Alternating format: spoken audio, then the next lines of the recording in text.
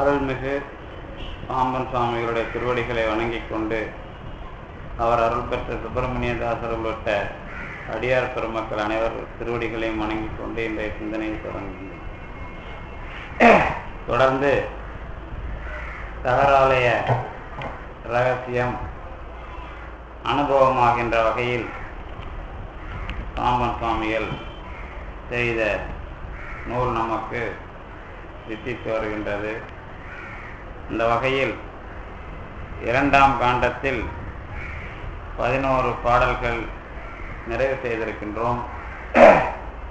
போத பெருவெளி என்கிற அந்த பாடலை அடிப்படையாக கொண்டு நாதம் வரை நீங்கிய பிறகு எப்படி பெரிய அனுபவத்திற்கு பெருமான் நம்மை ஆக்கி தருகிறான் என்பதை நடனத்தின் வாயிலாகவும் அருள் நடம் நமக்கு சித்திக்கின்ற வகையிலும் பாம்பன் சுவாமிகள் எடுத்து காட்டினார். யார் யார் என்ன பேசினாலும், குறைவாக பேசினாலும் சரி, நிறைவாக பேசினாலும் சரி, எல்லோருக்கும் ஒரே ஆகாயம்தான். அதை போல ஒரே தகராலயம்தான் முடிவான ஒன்று என்பதை சுவாமிகள் அந்த பாடலில் நமக்கு தெளிவுபடுத்தியிருக்கிறார்.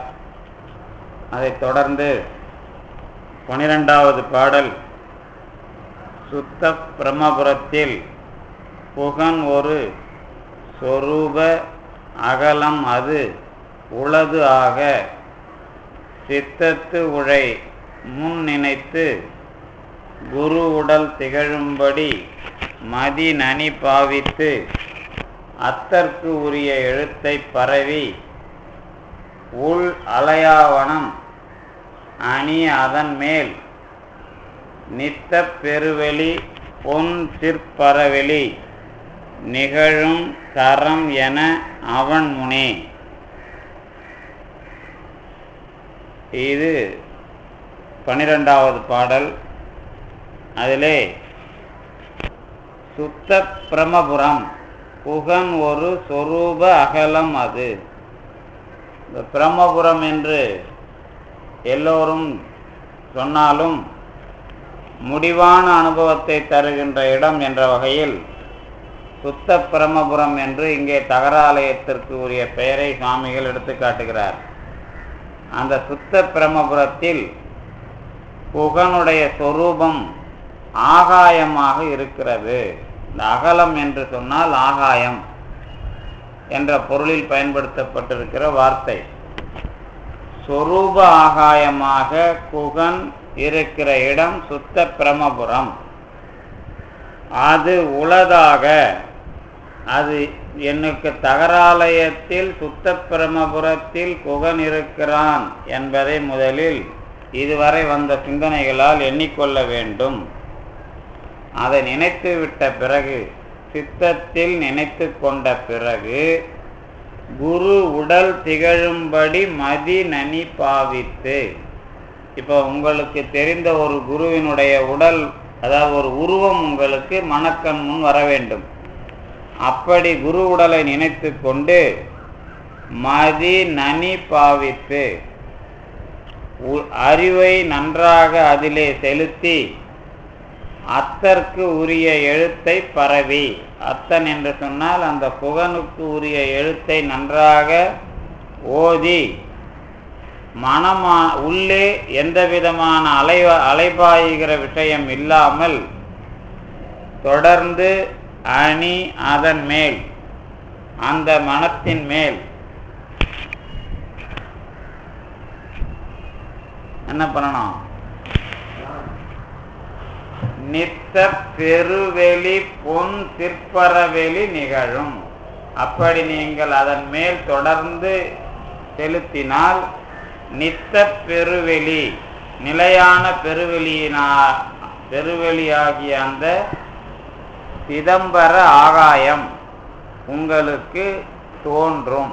இதுதான் பாடலினுடைய, அதாவது இங்கே பாம்பன் சுவாமிகள் இந்த முன் பாடல்கள் எல்லாம் என்ன வச்சார் அப்படின்னு கேட்டால், எப்படி அந்த இடத்துக்கு போகிறது அப்படிங்கிற விஷயம்லாம் உங்களுக்கு அடிப்படையெல்லாம் சொல்லிட்டு அதோட முடிவான அனுபவம் என்ன என்பதையும் விரிவாக விளக்கிவிட்டு இப்போ என்ன சொல்றாருன்னா அதை எப்படி அடையிறதுங்கிற முறையை ஒரு தொகுப்பாக சொல்கிறார்.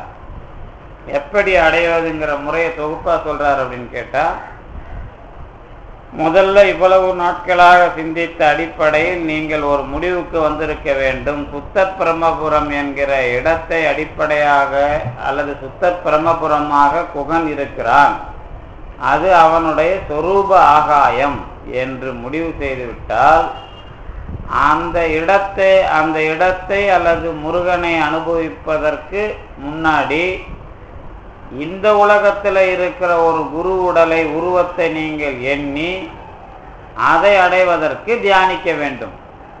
அப்படி தியானித்தால் அதோட கூட முருகப்பெருமானுக்கு உரிய மந்திரத்தையும் நீங்கள் உச்சரித்தால் தொடர்ந்து என்ன வரும்? சிற்பர பொன் சிற்பர வெளி அனுபவம் நிகழும். இதுதான் அதனுடைய தரம் என்று இந்த பாடலிலே உங்களுக்கு அதனுடைய மேன்மையை முடித்து வைக்கிறார். இது ஒரு தொகுப்பு சிந்தனை. இந்த பாட்டம் ஒரு தொகுத்து சொல்லிட்டு அதுக்கப்புறம் நாம் இந்த மனம் அடங்கிறது, அதுக்கப்புறம் தியானத்தில் எப்படி மேலே போகிறது அப்படிங்கிற விஷயத்தை எல்லாம் தொடர்ந்து சொல்ல போகிறார். இந்த பாட்டில் ஒரு 2 விஷயம் வைக்கிறார். என்ன விஷயம் வைக்கிறார் அப்படின்னு கேட்டிங்கன்னா, ஒன்று சொரூப இலக்கணம் என்பதாக முருகப்பெருமான் இருக்கிற இடமாகிய பிரம்மபுரத்தை நீங்கள் நினைக்க வேண்டும், அல்லது சொரூப ஆகாயம் என்று நினைக்க வேண்டும். அது முதல் செய்தி. இரண்டாவது, அதை அடைவதற்கு ஒரு குருவினுடைய உருவத்தை நீங்கள் எண்ணிக்கொள்ள வேண்டும். மூன்றாவது, அதற்கு அந்த குருவுடைய உருவத்தோடு கூட அத்தன்னு ஒரு பொது பேர் கொடுக்கிறார். தலைவனாகிய அந்த பிரம்மபுர இறைவனுடைய விஷயத்தை அடையிறது நேராக சொல்லலை. நீங்க உருவமாக யாரை வைத்து கொண்டு செய்கிறீர்களோ அந்த செயல்ல முருகனுடைய ஒரு மந்திரத்தை உச்சரிக்க வேண்டும் அப்படிங்கிறது உரை. பாம்பன் சுவாமிகளே தருகின்ற உரை. குகேசன் ஒருவனுக்கு சொந்தமான அச்சரத்தை மானசீகமாக ஜெபியுங்கள். இதுதான் பாம்பன் சுவாமிகள் உரை. இப்போ நாம் என்னென்ன சிக்கல்களை இதில் தீரணும் அப்படின்னு கேட்டிங்கன்னா, ஒன்று, இறைவன் அப்படிங்கிறதுல முருகன் அப்படிங்கிற பேரை ஒரு இடமா சொல்றார். எப்படி சொல்றாரு? உங்களுக்கு நான் என்று ஆன்மாவை சொல்லுகிற இடம் ஞாபகம் வரணும். இப்போ நான் அப்படின்னு சொல்ற இடம் தான் தகர இடம், அது ஞாபகத்துக்கு வரணும்.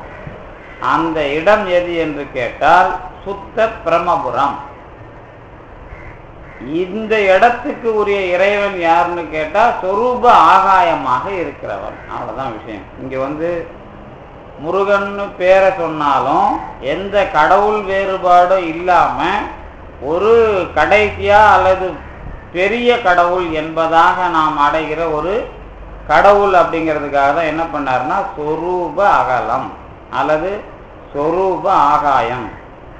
இந்த தத்துவத்துறையில் 2 சொல்ல போடுவோம். நாங்கள் என்ன சொல்லு போடுவோம்னா சொரூப இலக்கணம், தடஸ்த இலக்கணம் அப்படின்னு 2 சொல்ல போடுவோம். இந்த சொரூபங்கிறது தான் ஸ்வரூபம். அந்த தடஸ்தம் அப்படிங்கிறத தடஸ்தம்னு எழுதுவாங்க சமயத்தில். இந்த ஸ்வரூபம் அப்படிங்கிறது தமிழில் சொரூபம் அப்படின்னு நம்ம எழுதுவோம்.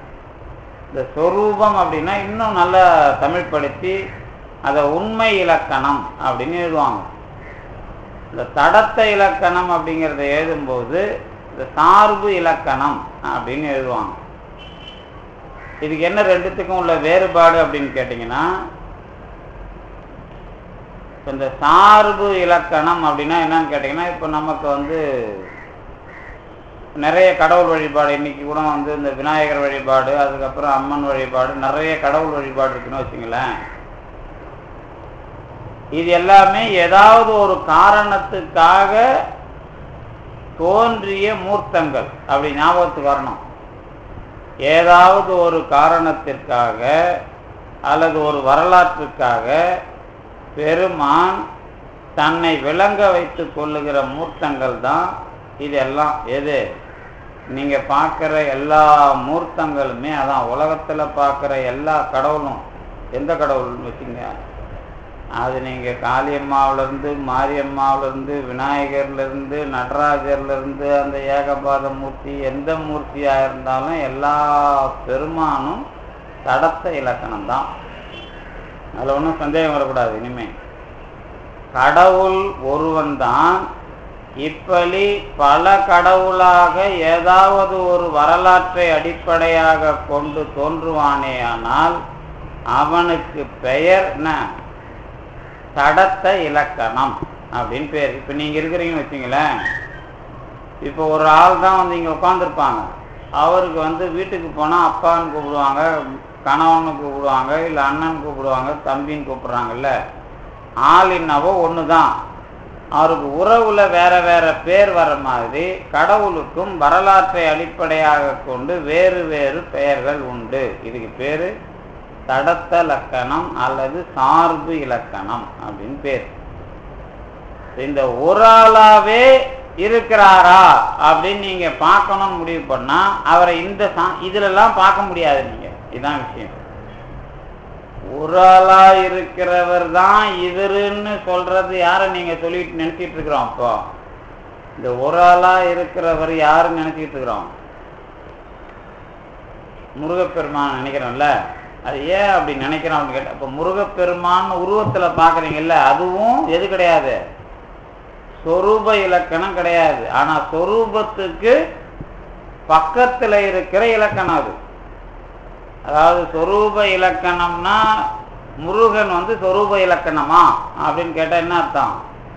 அது சொரூப இலக்கணம் கிடையாது அல்லது சொரூப வடிவம் கிடையாதுன்னு எழுதணும் தைரியமா. ஏன் அப்படின்னு கேட்டால் அந்த உருவத்தையும் நீங்கள் எதில் பார்க்க முடியாது? தகராலய ரகசியத்துக்குள்ள நேராக பார்க்க முடியாது. அது வந்து எது? சொரூப அகலம்தான். சாமன் சாமியும் தெளிவாக தான் எழுதுறாரு. சொரூபமாக இருக்கிற ஆகாயம். அதை இன்னும் என்ன பண்ணுவோம் அப்படின்னு கேட்டிங்கன்னா, கொஞ்சம் ஆகாயம், அது ஆகாயங்கிற சொல்ல வச்சே நீங்கள் புரிஞ்சுக்கலாம். இப்போ இங்கே ஒரு தகர கொட்டா, தகராலய ரகசியம் நடக்கிற தகர கொட்டான்னு வச்சுங்களேன். இந்த தகர கொட்டாய்க்கு ஒரு ஆகாயம் உண்டு. இதுவும் தகர ஆலயம்தான். ஆனால் பாம்பன் சாமி சொல்கிற தகர ஆலயம் வேற. இதே மாதிரி இப்போ நீங்கள் அங்கே ஒரு குடம் வைக்கிறீங்க அல்லது வந்து ஒரு வீடு கட்டுறீங்க அல்லது ஒரு கடை ஏதோ ஒரு இடம் இருக்குதுன்னு வச்சுங்களேன். எல்லாத்துக்குள்ளேயும் ஆகாயம் உண்டு. அதுக்கு பேர் குடாகாயம் பேர்.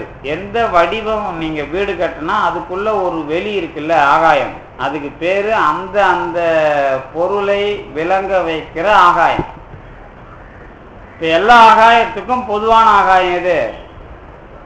இப்போ நாம் பூமிக்கு மேலே தெரிகிற ஆகாயம் அதானே, இதுதான். ஆனால் இந்த பூமிங்கிறத வச்சு மட்டும் இந்த ஆகாயம் உங்களுக்கு தெரியுது. நிறைய பூமி இருக்குது, நிறைய கோள்கள் இருக்குது. இது எல்லாத்தையும் சேர்த்து வச்சுருக்கிறத நாம் என்னன்னு சொல்கிறோம்? பெருவெளின்னு சொல்கிறோம்ல. இது எல்லாம் நீங்கள் இந்த விராட் புருஷன் படிக்கும்போது உங்களுக்கு ஞாபகத்தில் இருக்கும்.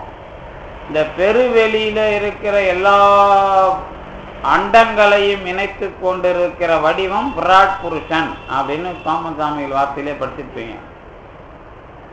இது இந்த இந்த பொருள்கள் எல்லாமே கடவுளுக்கு உள்ள இருக்குது அப்படிங்கிற மாதிரி அதை நினைச்சுக்கிட்டு இதையெல்லாம் தாண்டிய வெளிதான் எது? நமக்கு தகர ஆகாயம். அந்த ஆகாயம் தான் இப்போ நமக்குள்ள இருக்குது. இப்போ நமக்குள்ள இருக்கும்போது அது அவ்வளோ பெருசு இதுக்குள்ள இருக்குதான்னு கேட்டால் அதுதான் இல்லை. அதுதான் பிரச்சனை. இப்போ அது அவ்வளோ பெரிய தகர வெளி நமக்குள்ள இருக்குதுங்கிறத நீங்க அனுபவிக்கிற விஷயம்தான் இப்போ நாம் போற இடம். அதை அனுபவிக்கிறதான் வெளிக்கு உள் வெளி கடந்து சும்மா இருக்கும் சுகம் அப்படின்னு அனுபவிக்க போறது. இப்போ நீங்க இந்த சொரூப ஆகாயம் சொன்ன உடனே இந்த கடவுள் பிரச்சனை எல்லாம் உங்க மனசுல இருந்து போயிடணும். அப்படி போனாதான் உங்களுக்கு பேதம் இல்லாத இருக்கணும். முதல்ல இப்போ அடிப்படையில வந்து படிக்கிறது தெரிஞ்சுக்கிறது இதெல்லாம் ஒரு பக்கம். எந்த திருக்கோயிலுக்கு போனாலும் எதுக்கு போனாலும் பேதம் இல்லாம கடவுளை பார்க்க ஆரம்பிச்சிட்டீங்கன்னா உங்களுக்கு வந்து என்ன வந்துருச்சுன்னு அர்த்தம்? நீங்க கடவுளுங்கிற சொரூபத்தை பார்க்க ஆரம்பிச்சிட்டீங்கன்னு அர்த்தம். இல்லை இந்த கடவுள் இப்படிப்பட்டவர் இந்த கடவுள் இப்படிப்பட்டவர் நினைச்சீங்கன்னா அதுக்கு பேர் தடத்த இலக்கணம் பேர். இப்போ விநாயகர் வராரு, விநாயகர் எதுக்கு வராருன்னு திருஞான சம்பந்தர் மற்றவங்கெல்லாம் சொல்றாங்க. விநாயகரை எதுக்கு வந்தாருன்னு சொல்றாங்க? இடர் கடி கணபதி வர அருளினன் பிடி அதன் உரு உமைகொல மிகு கரியது வடிகொடு தனது அடி வழிபடும் அவர் இடர் கடி கணபதி வர அருளினன். திருஞான சம்பந்தர் இந்த ஒரு விஷயத்தை சொல்றார். விநாயகர் என்கிற ஒரு வடிவம் எதுக்கு பெருமான் கொண்டு வருகிறான் என்றால், அடியவர்களுடைய துன்பங்களை நீக்குவதற்கு நேரிடையாக தொடர்பு கொள்ளுவதற்கு உரிய வடிவமாக தருகிறான் அப்படின்னு திருஞான சம்பந்தர் சொல்லிட்ட பிறகு விநாயகருங்கிறது அதுக்கான வடிவங்கிறத நீங்க அனுபவிக்கணும். இப்போ தியான சுலோகம்னு சொல்லுவாங்க. தியான சுலோகம் ஒவ்வொரு மூர்த்திக்கும் சொல்லுவாங்க. நீங்க போனீங்கன்னா பிச்சாடனுக்கு ஒரு தியான சுலோகம் இருக்கும், இடபாருடருக்கு ஒரு தியான ஸ்லோகம் இருக்கும், சந்திரசேகரருக்கு ஒரு தியான ஸ்லோகம் இருக்கும், மாகேஸ்வரத்துக்கு ஒரு தியான ஸ்லோகம் இருக்கும். இப்படி எத்தனை மூர்த்தம்? மாகேஸ்வர மூர்த்தம் 24. 24க்கும் தியான ஸ்லோகம் உண்டு. அது தாண்டி மீதி இருக்கிற அந்த வீரட்டானத்துக்கும் 8 வீர செயல் புரிஞ்சதுக்கும் உண்டு. நாம ராகு கேதுகளிலிருந்து எல்லாத்துக்கும் ஒரு தியான ஸ்லோகம் சொல்றோம்ல. இந்த தியான ஸ்லோகம்னா என்ன அப்படின்னு கேட்டா, அந்த தெய்வத்தினுடைய வரையறை அது எதுக்கு வந்தது அப்படிங்கிறத பிடிக்கிறது. அந்த எல்லையோட அது நின்றுடும். இந்த விஷயத்துக்கு பேர் தடத்த இலக்கணம் பேர். இதுதான் தடத்த இலக்கணம். இப்ப பைரவருக்குன்னு ஒரு நீங்க சொல்லுவீங்க, என்ன சொல்லுவீங்க? கால பைரவர் ஒரு பைரவர், அட்டதிக்கு பைரவர், திசைக்கு பைரவரும் சொல்லுவோம், காலத்துக்கும் சொல்லுவோம், காலத்தையும் திசையும் சேர்த்தும் சொல்லுவோம். இப்படி ஒரு உதாரணத்துக்கு இதை சொல்றேன். இப்ப சரி, பைரவருங்கிற விஷயமே எதுக்கு நீங்க சொல்ல முடியாது? சொரூபத்துக்கு சொல்ல முடியாது. இப்ப இதெல்லாம் சொல்லிட்டு அதுக்கப்புறம் இதெல்லாம் நீங்க ஒண்ணு சேர்க்கணும். எதெல்லாம் ஒண்ணு சேர்க்கணும்? கடவுள் விஷயத்தெல்லாம் ஒண்ணு சேர்த்துட்டு, சரி இந்த கடவுள்லாம் என்னென்ன வேலைக்கு வந்த மாதிரி நம்மளை சொல்றாங்க. இப்ப நாம ஏதோ ஒரு சின்ன வேலைக்கு அந்த கடவுள் இருக்குதுன்னு அங்க போய் வேலையை வாங்கிடுறோம். ஆனா இப்ப நாம இந்த பிறவில ஏதோ ஒரு சின்ன விஷயத்துக்காக உட்காரமா, அது கிடைச்சா மட்டும் என்ன நடக்க போகுது, அதுக்கு மேல எவ்வளவு விஷயம் இருக்கிற போல இருக்குதுன்னு ஞானம் வந்துருச்சுன்னா அதுக்கு அடுத்த கடவுளை தேடுவீங்கல்ல. இப்படி கடவுளெல்லாம் தேடிட்டு கடவுளை பற்றி ஒரு முடிவுக்கு வர்றது எப்படி வர்றது அப்படின்னு கேட்டா எப்படி வருவீங்க? கடவுள் இப்போ உங்களுக்காக வரலாம், எனக்காக வரலாம், நாயன்மார்களுக்காக வரலாம், எல்லாருக்காகவும் வந்திருப்பார். அவர் என்ன வேலையோ அந்த வேலைக்கு வருவார். இன்னொரு உதாரணம் சொல்றேனே. இப்போ திருநாவுக்கரசர் இருக்கிறார், அவருக்காக பெருமான் வர்றார். பெருமான் என்ன பண்ணுவார்? திருஞான சம்பந்தருக்கு ஒரு கிழமை மாதிரி உக்காந்துன்னு ஒரு புளி முட்டை சோறு கட்டின்னு உட்காந்துருப்பார். ஒரு புளி சோறு பார்சல் ஒன்று கட்டிட்டு உட்காந்துருப்பார். திருநாவுக்கரசர் வந்தவுடனே அவருக்கு அந்த புளி சோத்தை கொடுத்துட்டு போயிடுவார். இப்படி ஒரு விஷயம் நடந்திருக்குது. சுந்தரர் வருவார். சுந்தரர் இவர் சுந்தரருக்கு என்ன பண்ணுவார்னா, இதை இருக்கிறத விட சுந்தரருக்கு வர வச்சிருவார். சுந்தரர் வர வச்சு என்ன பண்ணுவார்? நீ ஒழுங்கு மரியாதையா போய் நல்ல சோறா பிச்சை எடுத்துன்னு வா, நெய் சோறுலாம் வாங்கினு வா, எனக்கு இந்த மாதிரி நீ புளி சோறுலாம் கொடுக்காத அப்படின்னு சொல்லுவார். அவர் போய் ஐயருணுங்களா பார்த்து நல்ல நெய் சோறா வாங்கின்னு கொடுத்துட்டு போகணும். இப்படி திருக்கச்சூர்ல இந்த வேலையை சுந்தரர் வாங்குறார். இதுக்கு பெருமான் என்ன கோலம் எடுப்பான்? பிச்சைக்காரன் கோலம் எடுப்பானா? என்ன கோலம் எடுப்பான்? நீங்க தானே முடிவு பண்ணிக்கணும். நல்ல சோறு வாங்கினோம்னா பிச்சைக்காரன் கோலம் எடுத்த முடியுமா? கொஞ்சம் கௌரவமான பிச்சைக்காரன் கோலமா எடுத்திருப்பார். இந்த மாதிரி எடுக்கிறதெல்லாம் தடத்த இலக்கணம் பேர். இதெல்லாம் நாம என்ன பண்ணுவோம்னா, இதுல பெருமான் உடம்பு எடுத்துக்குவான். உங்களை மாதிரி என்ன மாதிரிலாம் உருவம் எடுப்பான். இப்ப பெரும்பாலும் கடவுள் உருவம் எடுத்துக்கிட்டு வர்றதுக்கெல்லாம் என்ன ஒரு ஆதாரம் சொல்றாங்கன்னா, அருளை உடம்பாக கொண்டு மானிட சட்டையில் பெருமான் வருவான் அப்படின்னு ஒரு உதாரணம் சொல்லுவாங்க. மானிட உருவத்தில், ஆனா கருவினால் பெற்ற உடம்பாக இல்லாமல் அருளால் உடம்பை எடுத்து கொண்டு வருவான். அதுக்கு என்ன சொல்லுவாங்க சாஸ்திரத்துல? நிறுத்துவன் நினைந்த மேனி அருளினாலே அப்படின்னு சிவஞான சித்தியார்ல ஒரு வரி வரும். அருளால தான் பெருமான் உடம்பை எடுத்துக்கொண்டு உடனடியாக எடுக்கிற உடம்பு, நம்மள மாதிரி மாயையில கரு இருந்து பிறக்கிற உடம்பு இல்லை. அருளால் உடம்பை எடுத்து நமக்கு அருள் செய்வதற்கு ஒரு மானிட சட்டையில் வருவான் அப்படின்னு ஒரு அர்த்தம். அதுல ஒரு புள்ளி இருக்கு. என்ன புள்ளி இருக்குன்னு கேட்டீங்கன்னா, மானிட சட்டையில் பெருமான் வருவான்றதுக்கும் அருள் உடம்பா வருவான்றதுக்கும் என்னப்பா வித்தியாசம் கேட்டா கொஞ்சம் முழிப்பாங்க. அதுக்கு இன்னும் தெளிவா அவங்க விளக்கம் எழுதலை நம்ம ஜாம்பவான்கள்லாம். அப்ப அதுல என்ன வரும்னு கேட்டா ஒன்றும் இல்லை. உங்களுக்கு அந்த பிரச்சனை தெரியுது இல்லை? இப்போ மானிட சட்டைன்னு சொல்றீங்க, அப்புறம் அருள் உடம்புங்கிறீங்க. இதுல என்ன தெளிவா சொல்லுங்கன்னா என்ன சொல்லுவீங்க? கொஞ்சம் குழப்பம் இருக்குது இல்லை சித்தாந்தத்துல. ரைட். அதனால என்ன அர்த்தம் அப்படின்னு கேட்டா அதை கொஞ்சம் தெளிவாக்கணும்னா, இந்த ஏகபாத மூர்த்தி, இந்த திருவிக்கிரமன், இந்த மாதிரி வரலாற்று மூர்த்தம் தான் அருள் உடம்பு. அதுதான் அருள் உடம்பு. இந்த மானிட சட்டை தாங்கி வர்றதுன்னா என்னன்னா, திருநாவுக்கரசர், திருஞான சம்பந்தர், பாம்பன் சுவாமிகள், இந்த மாதிரி ஆளுங்கெல்லாம், குருநாதர், இவங்க தான் மானிட சட்டை தாங்கி வருபவர். இவங்களை இடமாக கொண்டு பெருமான் வேலை செய்யறது தான் மானிட சட்டை தாங்கி வர்றது. அங்க போய் நீங்க இறைவனே மானிட சட்டையில வர்றோம்லாம் ஒன்றும் சொல்லணும் அவசியம் கிடையாது. ஏன் அப்படின்னு கேட்டீங்க, ஆனா இறைவன் மானிட சட்டை தாங்கிறது வேற, மானிட உருவத்துல வர்றது வேற. இறைவனுக்கு மானிட உருவத்தை அருளால எடுப்பான், அது ஒன்றும் பிரச்சனை இல்லை. ஆனா மானிட சட்டை தாங்குறான்னு சொல்றப்ப அதுக்கு அர்த்தம் கொஞ்சம் வித்தியாசமா இருக்குல்ல. இப்ப நாம நமக்கு சட்டைக்கு என்ன பேர்னா கஞ்சுகம்னு பேர், அல்லது கோஷம்னு பேர். இந்த பஞ்சகோஷம், பஞ்ச கஞ்சுகம்னு படிப்பீங்க தத்துவத்தில். அதுக்கு என்ன அர்த்தம்னா, இந்த உயிருக்கு சட்டை இருக்குது. முதல் சட்டை பிராணன், அதுக்கு அடுத்த சட்டை மனோமய கோஷம், பிராணமய கோஷம், அதுக்கு உள்ள விஞ்ஞானமய கோஷம், அப்புறம் ஆனந்தமய கோஷம். இந்த சட்டையை வச்சு ஆன்மாவுக்கு பேர் கொடுப்போம். இந்த மாதிரி இறைவனுக்கு சட்டை அப்படின்னு சொன்னா, மானுட சட்டை அப்படின்னு சொன்னா, அவன் மானிட வடிவம் எடுப்பது அப்படின்னு ஒரு சில விஷயத்தை நாம அதுக்குள்ள சொல்லலாம். அது யாருக்குன்னு கேட்டா, யாருக்கு? நம்ம சுந்தரருக்கு இறைவன் வயசான கோலத்துல சித்தவட மடம் திரு பன்ருட்டியில படுத்திருக்கிறான். வயசான கோலத்துல படுத்திருக்கிறான். படுத்திருக்கும் போது இவர் தலையில காலை வைக்கிறான். யார் தலையில? சுந்தரர் தலையில. சுந்தரர் அவரை திட்டுறாரு, ஏன் உனக்கு வயசாச்சு, அறிவில்லையா, அர்த்தம் தள்ள கொண்டாந்து காலை வைக்கிறிய அப்படின்னு திட்டுறாரு. எத்துக்கு மூத்தீர், என்னையா உனக்கு வயசாச்சே அப்படின்னு கேட்கிறார். அப்படியா, என்ன தெரியலையா அப்படின்ட்டு அவர் போயிடுறார். அதுக்கப்புறம் தான் தம்மானை அறியாத சாதியார் உளரோ அப்படின்னு ஒரு பாட்டை சுந்தரர் பாடுறார். நமக்கு தலைவனை நமக்கு தெரியல பாத்தியா, நாய் நம்மளை விட எவ்வளோ பெரிய ஆளு, நாயோட தலைவன் அது எந்த வடிவத்தில் போனாலும் மோப்ப சக்தியில கண்டுபிடிச்சிரும். அதனாலதான் மாணிக்க வாசகர் நாயினும் கடையவன்பார். நாயினும் கடையவன்னா நமக்கு தலைவனை எந்த காலத்திலையும் தெரியாது. ஊர்ல தலைவனா இல்லாதவனெல்லாம் தலைவன் சொல்லிட்டு இருக்கிறோம். அதனால நாயினும் கடையவன்கிறது. இப்போ இந்த விஷயம் என்ன அப்படின்னு கேட்டீங்கன்னா, அவர் சொல்லிட்டார், நான் சுந்தரர் அதுக்கப்புறம் ஓ இறைவனை நான் தெரிஞ்சுக்கல பாத்தியா அப்படின்னு வருத்தப்படுறார்.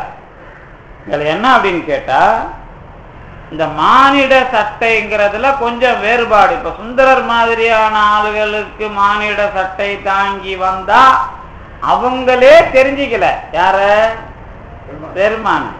அப்புறம் மும்மல காரியம் உள்ள ஆணவம் கண்மம் அதாவது மாயை அப்படின்ற சகலராகிய நமக்கு மானிட சட்டை தாங்கி வந்தா எங்க தெரிய போகுது? அதெல்லாம் ஒன்றும் தெரியாது. அதனால நமக்கு யார் மானிட சட்டையில் இருக்கிற அந்த அருளாளர்கள் தான் குருநாதர்கள்.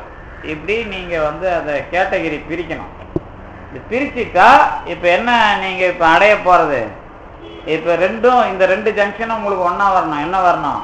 இந்த குரு விஷயமும் தெரியணும், கடவுள் விஷயமும் தெரியணும். அப்படி தெரிஞ்சாதான் இந்த வேறுபாடு இல்லாமல் பொதுவுல போய் கடவுளை அடையிறது அப்படிங்கிற விஷயத்துக்குள்ள நாம நிக்கிற தெளிவு வரும். அப்படிதான் அதை பாமன் சாமிகள் இங்க ரெண்டு வார்த்தையை போட்டு அமைக்கிறார் நமக்கு. ஒண்ணு பொதுவுல இருக்கிற அல்லது என்ன சொரூப அகலம் கடவுளுக்கு, நமக்கு மானுட உருவத்தை நீ ஏத்துக்க அப்படிங்கிறார். இப்ப நீங்க இவர் என்ன சொல்லிட்டாருன்னா, ஆசிரியரது வடிவமானது பிரகாசிக்கும்படி மனசினால் நன்றாக பாவித்து குகேசனுடைய அச்சரத்தை நினை அப்படிங்கிறது விஷயம். இந்த உரையில வந்து சாமி இந்த உரையை மற்ற உரையெல்லாம் பெருசாக எழுதின மாதிரிலாம் இதுக்கு எழுதல, ஒரே பக்கத்தில் முடிச்சிடுறார். இருந்தாலும் அதில் என்ன விஷயம் அப்படின்னு கேட்டிங்கன்னா போக போக தெளிவுபடுத்துவார். இருந்தாலும் அடிப்படை தான். இப்போ நீங்கள் அப்படியே முடிக்கணும்னா இப்படி முடிச்சுட்டு போயிடலாம். பாம்பன் சாமியை நினச்சிக்கிட்டு நீங்கள் முருகப்பெருமானுடைய மந்திரத்தை சொன்னீங்கன்னா உங்களுக்கு தகராலயத்துக்கு போகிற வழி கிடைக்கும் அப்படிங்கிறது எளிமையாக முடிச்சிடலாம். அதில் ஒன்றும் இந்த பாட்டுக்கு நேர அர்த்தம் அதான். ஒரு உதாரணத்துக்கு அதே மாதிரி அருணகிரிநாதரை நினச்சிக்கிட்டாலும் சரி, அருணகிரிநாதரை நாம் யாரும் படம் எழுதி வைக்கல, அதனால் நமக்கு படம் இந்த படம் எழுதி வச்சிருக்கிறோம். அது வந்து நம்ம இதெல்லாம் இப்போது அந்த வடிவத்துக்கு அது உண்மை உண்டு. ஏன்னு கேட்டால் நம்ம இந்த சித்திரத்தையும் எப்படி கொண்டு வரணும், இப்போ நாயன்மார்கள் வடிவம், திருவள்ளுவர் வடிவம், இந்த மாதிரிலாம் வரும்போது அந்த இவங்க போய் நின்று அதை எழுத வச்சிருவாங்க அப்படிங்கிற மாதிரி தான் நாம் வந்து அதையும் ஏற்றுக்கிறோம். யார் இப்போ ஒரு ஆளோட அருளாளருடைய படத்தை வரையணும்னு நீங்கள் உட்காந்துட்டீங்க அப்படின்னு சொன்னால் இந்த கையால் எழுதும்போது அந்த வடிவத்துக்கு அவங்க கொண்டு வந்துடுவாங்க உங்களை. அப்படிங்கிற நீங்கள் நல்லவங்களா கெட்டவங்களாங்கிறத பற்றி பிரச்சனை இல்லை. அவங்க விஷயத்தில் அவங்க ஒழுங்குபடுத்த வேண்டிய கடமை இருக்குது. அவங்க எப்படி அதை பண்ணுறாங்க அப்படின்னு கேட்டிங்கன்னா இந்த பரம்பொருளோடு கலந்து விட்டால் அவங்களுக்கும் அது தெரியுமா. யாருக்கு? அருளாளர்களுக்கு. அவங்க வந்து பரம்பொருளோடு முழுக்க இணைஞ்சிருக்கும் போது அவங்க விஷயமா ஒரு வேலை பண்ணும்போது அவங்களுக்கு அது தெரிஞ்சிடும். அப்போ அவங்க பொறுப்பில் அதை வந்து நின்று அல்லது இறைவனே நின்று அந்த வடிவத்தை ஒழுங்குபடுத்துவான் அப்படிங்கிறது நமக்கு இதுவரைக்கும் கிடைச்சிருக்கிற வரலாறு. அப்படிதான் உள்ளக்கிழியின் உரு எழுதுறதுக்கு நம்ம சித்திரத்துக்கு வர்றது. இப்போ அது ஒரு பக்கம் இருக்கட்டும்.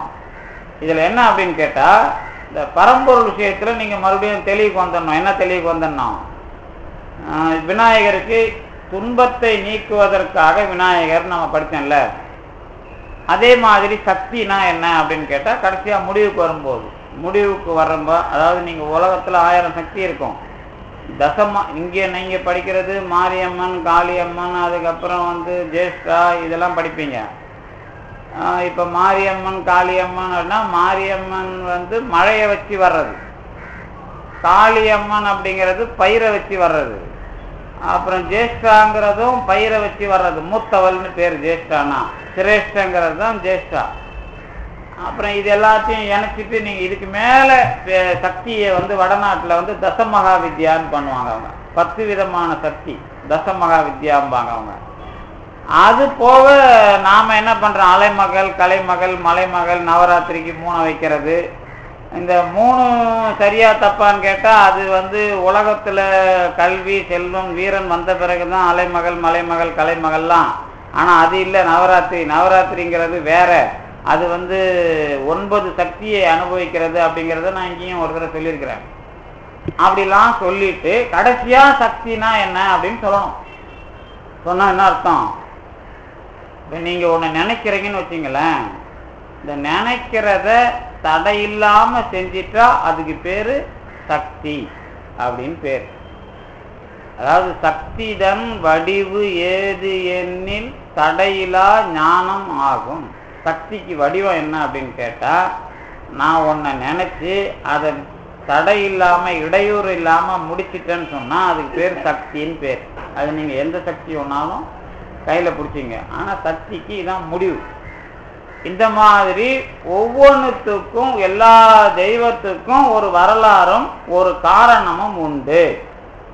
இதெல்லாம் தாண்டி தெய்வத்தை வந்து நாம் தொகுத்து நினைக்கணும். அப்படின்னா என்ன பண்ணணும்? இப்போ தொகுத்து நினைக்கிறது எப்படி நினைக்கிறோம்? இந்த 6 முகத்தில் நினைக்கிறோம். இப்போ தெய்வத்துக்கு பேர் கொடுக்கறது கிடையாது. சிவலிங்கம் அப்படின்னு ஒன்று இருக்குன்னு வச்சுங்களேன். சிவலிங்கம்னா என்ன அப்படின்னா என்ன வரும்? சிவலிங்கம் அப்படின்னா என்ன? அது இப்போ கோயிலில் சிவலிங்கம் போய் சாமி கும்பிட்றீங்கல்ல, சிவலிங்கம் அப்படின்னா என்ன? அது சதாசிவம்.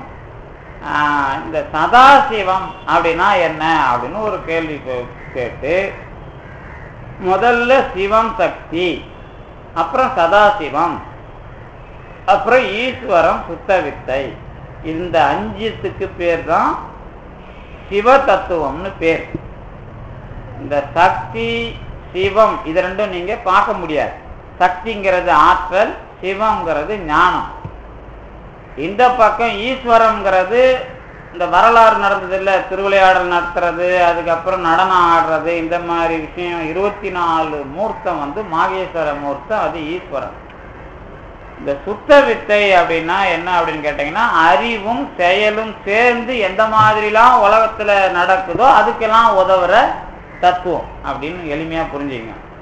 இந்த நடுவில் இருக்கிற சதாசிவம் தான் என்னன்னு கேட்டா, இந்த பார்க்க முடியாத சிவன் சக்தி வரலாற்றுல உருவமா பார்க்கிற மாதிரி வந்திருக்கிற இந்த ஈஸ்வரன் சுத்த வித்தை, இந்த நாளை தாண்டி பார்க்கிற மாதிரியும் அதுக்குள்ள ஒன்றும் தெரியாத மாதிரியும் இருக்கிற லிங்கத்துக்கு சதாசிவம்னு பேர். ஆமா, உரு அருவம் அல்லது அரு உருவம் அப்படின்னு நாம வந்து இதெல்லாம் நான் முறையா போற ரூட்ல சொல்லிட்டு இருக்கிறேன். நான் கொஞ்சம் வேற மாதிரி பேசுவேன், அந்த மாதிரி இப்ப பேசல. இப்ப பேசுறது இருக்கிற விஷயத்த பேசுறேன். இப்ப வந்து சதாசிவம் அப்படின்னா அரு உருவம். இதுக்கு என்ன பேர்னா இலிங்கம் அல்லது சதாசிவம் அல்லது லிங்கம். ஓகேவா? சரி, இந்த லிங்கத்தை போய் இப்ப திருவான்மியூர்ல ஒரு கோயில் இருக்கு, மயிலாப்பூர்ல ஒரு கோயில் இருக்கு, அப்புறம் வந்து நீங்க திருக்கழுக்குன்றம் எடுத்துங்க, எந்த கோயில் வேணாலும் எடுத்துங்க. கோயிலுக்கு உள்ள போனவுடனே கர்ப்பக்கிரகம் இருக்குல்ல, இந்த கர்ப்பக்கிரகம் அல்லது மூலஸ்தானத்தினுடைய வாசல் எந்த திசையில இருக்குதோ அதுக்கு ஒரு பலன் சொல்லுவாங்க. அந்த திசையை வச்சு அந்த லிங்கத்துக்கு பேர் கொடுத்துருவாங்க. அப்பதான் என்ன வரும், 4 திசைக்கு ஒரு முகம், அப்புறம் ஈசான திசைக்கு ஒரு முகம், 5 முகத்துக்கு சதாசிவன் பேரு. இப்ப மறுபடியும் நீங்க எதுக்கு வரீங்க, சதாசிவத்துக்கே 5 திசை 4, அப்புறம் உள்ள இருக்கிற விஷயம் அப்படின்னு சொல்லிட்டு ஈசானம் அல்லது அந்த என்னது வடகிழக்கு மூலையில வச்சு நாம ஈசான திசையை வச்சு பண்றோம்ல, இத வந்து ஒரு முகமா சொல்றது. இதுக்கு என்ன அகோரம், தத்புருஷம், வாமம், சத்யோஜாதம், ஈசானம் அப்படின்னு 5 முகம் சொல்லுவோம். அகோரம், அப்புறம் வந்து வாமம், சத்யோஜாதம், அப்புறம் வந்து ஈசானம், இதெல்லாம் வந்து 5 முகத்தையும் சொல்லியாச்சா. இந்த 5 முகத்துல 4 திசையும் ஈசான திசையும் சேர்த்து 5 திசைக்கு 5 முகம் அப்படின்னு சொல்லிட்டு லிங்கம் சிவலிங்கத்தை வழிபடுகிற முறை உண்டு. இந்த 5 திசைக்கும் 5 பலனை சொல்லி, முதல்ல 4 திசைக்கு 4 பலனை சொல்லி ஈசானத்துக்கிட்ட போனா எல்லாத்தையும் வாங்கலாம் அப்படிங்கிற மாதிரி 5வது திசையாகவும் அதை சொல்லி முடிச்சிருவாங்க. இந்த 5க்கும் 5 முகங்கள், இது பேரு ஐமுக சிவம்னு பேர் இந்த லிங்கத்துக்கு. இப்போ இந்த லிங்கத்துக்கே ஒரு 6வது முகம் கொடுத்தா அதுக்கு பேரு 6 முகம்னு பேர். ஆமா, இதுக்கு பேரு 6 முக சிவம் அப்படின்னு பேர். இப்ப சிவம்ங்கிற வரலாறுல 5 முகத்தோட சேர்த்து 6வது முகம் கொடுத்தா அதுக்கு 6 முக சிவம். புரியுதா? இந்த ஈசானத்தை தாண்டி இந்த வந்த அந்த 6வது முகத்துக்கு என்ன பேர்னா அதோ முகம்னு பேர். புரியுதா? இந்த அதோ முகம் அப்படிங்கிறது, இப்ப நீங்க கிழக்கு பார்த்த முகத்துல இருக்கிற கோயிலுக்கு போனா செல்வம் கிடைக்கும், மேற்கு பார்த்த முகத்துல போனா வந்து முத்தி கிடைக்கும், வடக்கு பார்த்த முகத்துல போனா ஞானம் கிடைக்கும், இப்படிலாம் வேறுபாடு சொல்லுவாங்க. இந்த எல்லா முகத்துக்கும் மேல் நோக்கிய முகமா இருந்து, அதாவது எல்லா முகத்துக்கும் வெளியே வந்து வேலை செய்யறது. எல்லா முகமும் இருக்கும், ஆனா அது இருந்து அதுல வெளிப்படுற முகம் எதுன்னு கேட்டா அதோ முகம் பேர். அதுக்கு மேல் நோக்கிய முகம் பேர். மேல் நோக்கியனா மேல பார்த்திருக்கிறது மட்டும் இல்ல, எந்த முகம் வேலை செஞ்சாலும் அதுல உள்ள இருந்து வேலை பார்த்ததுக்கு பேரு அதோ முகம் பேர். அதுதான் மூல முகம் அப்படின்னு பேர். அப்ப அந்த முகம் வந்து 6 முக சிவம். இப்படி வரலாறுல கடவுள்ங்கிறத 6க்குள்ள முடிச்சாச்சு. இந்த 6க்குள்ள முடிச்சதுனால இப்ப நீங்க சிவம்ங்கிறதுக்கு 5லிருந்து 6 வரைக்கும் போனீங்கல்ல, இந்த 6வது முகத்துக்கு அதோ முகம் பேர் கொடுத்தேன்ல, இந்த 6வது முகம் செய்யற வேலையை வச்சு அந்த வேலையை செஞ்சது யாருன்னா முருகன் அப்படின்னு அதுக்கு வரலாறை கொடுத்து அதுக்கு சிறப்பாக நாம் என்ன பண்ணிட்டோம், அடையாளம் கொடுத்துட்டோம். என்ன வரலாறு? சூரபத்மனை அழித்த வரலாறு. இந்த வரலாறை செஞ்சது எதுன்னு கேட்டா அதோ முகம்தான் செஞ்சது.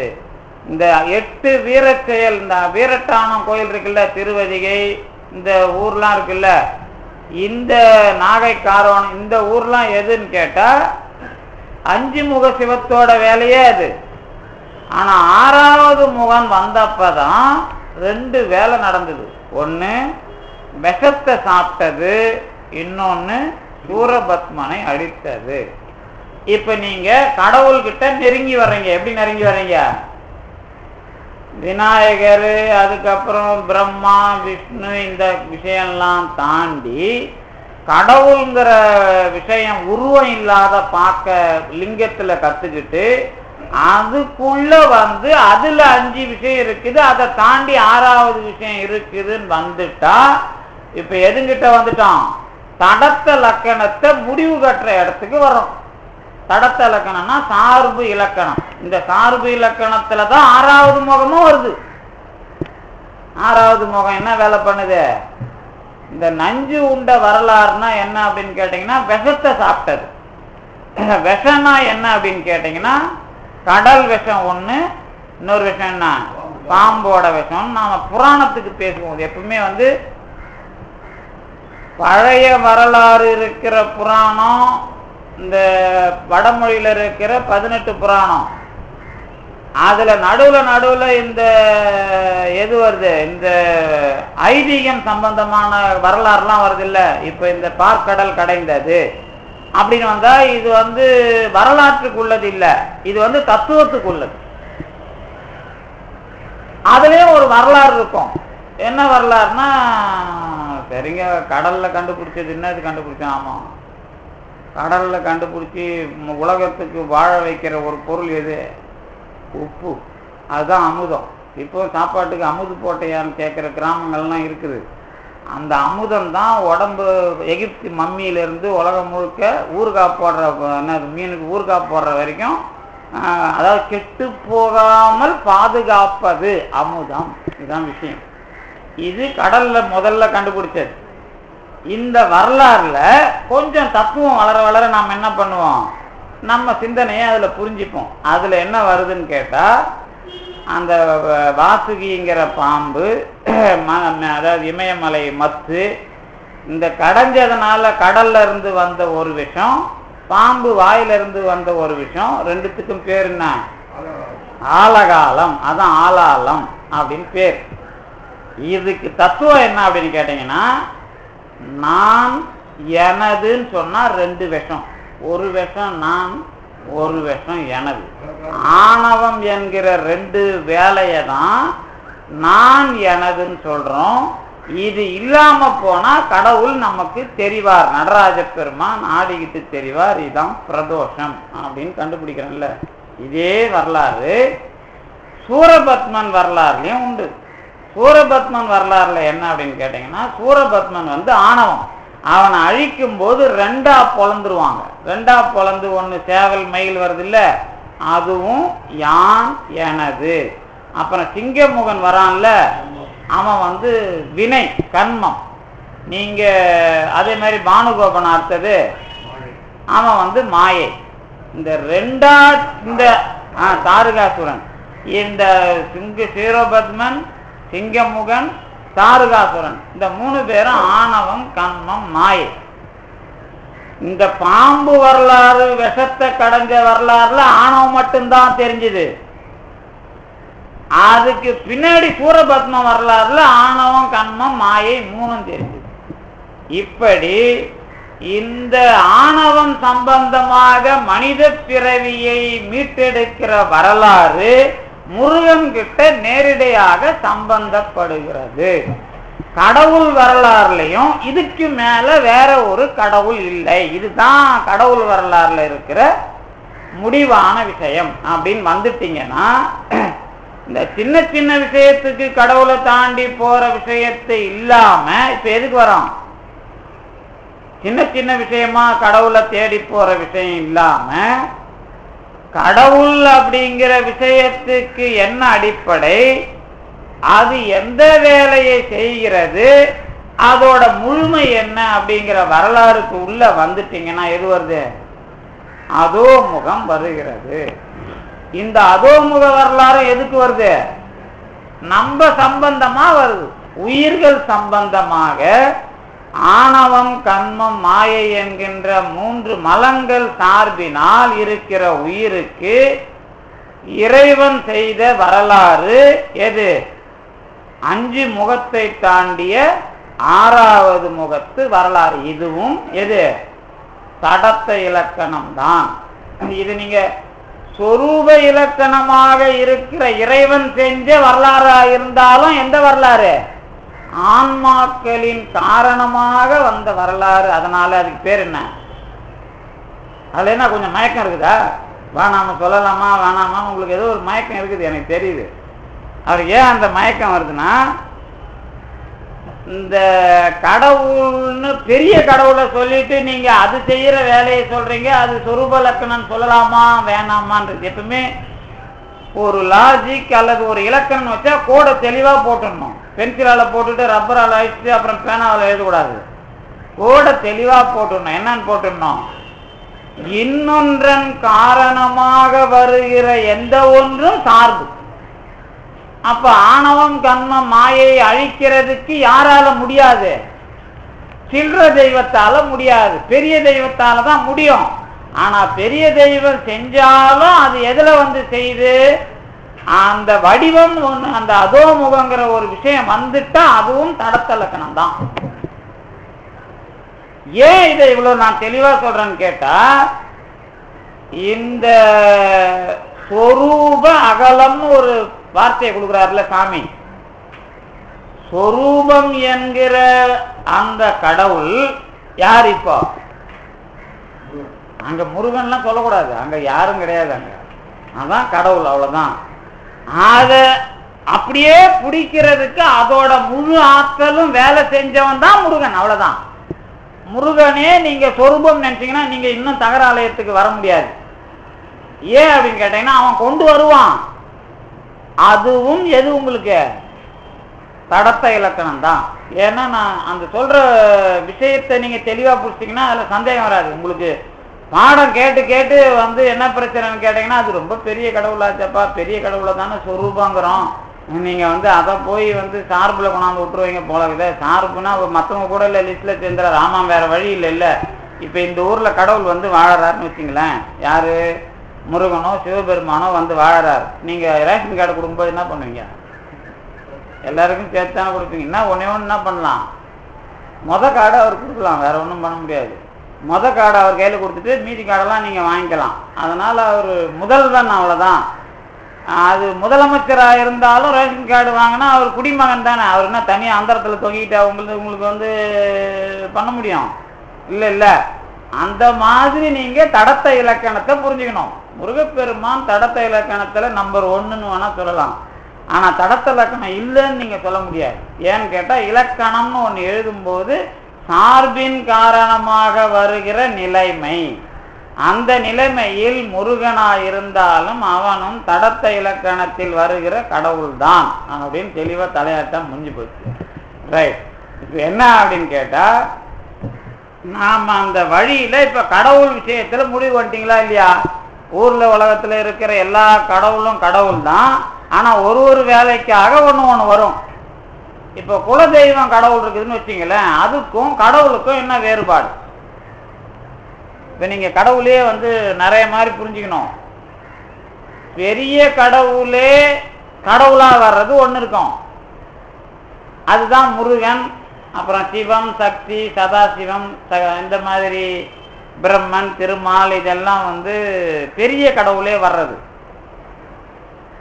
இப்போ நம்மள மாதிரி ஆள்லாம் கடவுளா மாறுவான். இப்ப நீங்க இருக்கிறீங்கன்னு வச்சுங்களேன், நான் நல்லா தூங்கிட்டே இருக்கிறோம் அதனால திருமால் மாதிரி வரணும் அப்படின்னு அந்த மாதிரி நினைப்புல கேட்டாலும் சரி, இல்லை நான் வந்து இந்த உலகத்தை காப்பாற்றணும் அப்படின்னு திருமால் மாதிரி நினைச்சாலும் சரி, நீங்க நல்ல பெரிய அதாவது உத்தமமான ஆன்மாவா இருந்து அதை கேட்டுட்டீங்கன்னா கடவுள் என்ன பண்ணுவாரு? உனக்கு திருமால் போஸ்ட் தரேன், நீ இந்த உலகத்தை பார்த்துக்கோ அப்படின்னு திருமால் மாதிரியே ஒரு வடிவத்தை உங்களுக்கு கொடுத்து உங்களை உயர்த்திடுவார். அதுக்கு பேர் என்னன்னு கேட்டீங்கன்னா அனுபட்சம்னு பேர். இதை நான் சொல்லியிருப்பேன். நான் உங்களுக்கு அனுபட்சம்னா ஆன்மாக்கள்லையே தேர்வு செஞ்சு ஆன்மாக்கள்லையே என்ன பண்ணுவாரு, போஸ்ட் கடவுள் கொடுப்பார். அந்த போஸ்டுக்கு உள்ள வடிவம் கடவுளோட வடிவம் மாதிரியே இருக்கும். இதெல்லாம் யாரு? ஆன்மாக்களில் வருகின்ற கடவுளர்கள். இவங்களுக்குள்ளதான் பொண்ணு தகராறு, புள்ள தகராறு, மாமியார் தகராறுலாம் புராணத்துல வரும். பழம் வாங்கிறது, பழம் கொடுக்கறது, இந்த தகராறுலாம் வர்ற இடம் எதுன்னு கேட்டீங்கன்னா நம்மள மாதிரி ஆளு கடவுளா போனாலும் புத்தி திருந்தாது, அந்த மாதிரி ஆளுங்களுக்கு வர்றதுதான் இந்த அரட்ட புராணம்லாம். அது இன்னும் கூட ஒரு வரலாறு சொல்லுவாங்க. இந்த நம்ம உங்களை மாதிரி ஆளில் ஒரு ஆள் இல்லை, என்ன நம்மள மாதிரி ஒரு ஆளில் ஒருத்தன் நல்ல தவம்லாம் பண்ணி இந்திரனா மாறிட்டான். இந்திரனா மாறின உடனே அவன் என்ன பண்ணிட்டான், போன உடனே அவன் புத்தியை அவன் இந்திரனா மாறினது எதுக்கு உங்களுக்கு தெரியும். சில நடிகர், சில பெரிய ஆள்லாம் பேட்டி கொடுக்கும்போது சில நடிகைகளை குறிப்பிடுவாங்க. ஏன்னா அவங்க அங்கே போய் நிற்கிற வரைக்கும் அது வரைக்கும் அவங்க அடங்க மாட்டாங்கன்னு வச்சுங்களேன். அந்த மாதிரி இந்த இந்திரன் என்ன பண்ணா, மேலே போய் போன உடனே அவன் இந்திராணியை பார்க்கணும்னு ஆசை வந்துச்சு. இந்திராணிகிட்ட போகிறதுக்கு அங்கே இந்திராணிகிட்ட தூக்கி போகிறது யாருன்னு கேட்டிங்கன்னா பல்லக்கு தூக்கி போகிறது சப்த ரிஷிகள், 7 ரிஷி தான் தூக்கி போவாங்க. அவன் என்ன வேகமாக அவங்க தூக்கிட்டு போகிறாங்க. ஏன்னா அவன் அவ்வளோ புண்ணியமானவன்னு வச்சுங்களேன். தூக்கின்னு போவான். என்ன பண்ணால் ஆர்வ கோளாறுல வேகமாக போங்க அப்படின்னு சொன்னான். வேகமாக போனால் சர்ப்பன்னு அர்த்தம். அவன் வேகமாக சர்ப்பன்னு நான் பாருங்க. உடனே அந்த முனிவர்களுக்கு கோவம் வந்து நீ சர்ப்பமாக போடான்ட்டாங்க. நீ பாம்பா போறான்ன பிறகுதான் அவன் அந்த என்னது பரிசித்து மகாராஜாவால் பாம்பால கடிபட்டு அந்த நகுஷனா வந்து அதுக்கப்புறம் தான் சூத முனிவர்களுடைய புராணத்தை கேட்குற மாதிரிலாம் உங்களுக்கு புராணங்களுக்கு வரலாறு வரும். என்ன அர்த்தம் கேட்டா, இந்த நம்மள மாதிரி ஆளு மேலே போகும்போது எதையாவது ஒன்று மனசுல வச்சுக்கிட்டு நான் இங்கே போகணும் அங்கே போகணும் கேட்போம் பாருங்க. அது அங்கே போன பிறகு முளைச்சிக்கும்.